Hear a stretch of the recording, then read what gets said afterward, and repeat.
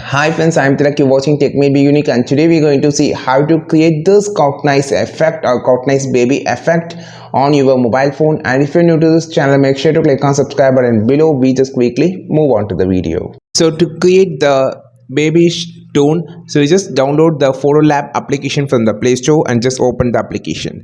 Now just click on this category option, then click on the search option on the top. Just type as baby ish and tune. You can see only one filter. Just click on this image.